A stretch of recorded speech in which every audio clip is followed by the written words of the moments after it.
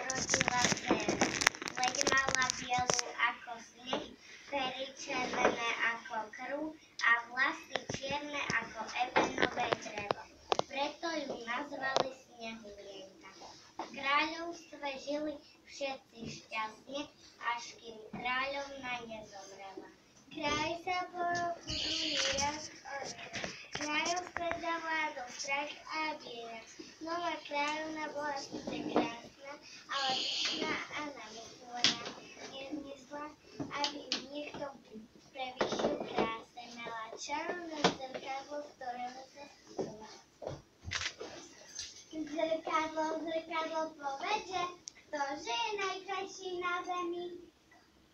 A proste kráľovna, ako pekný deň.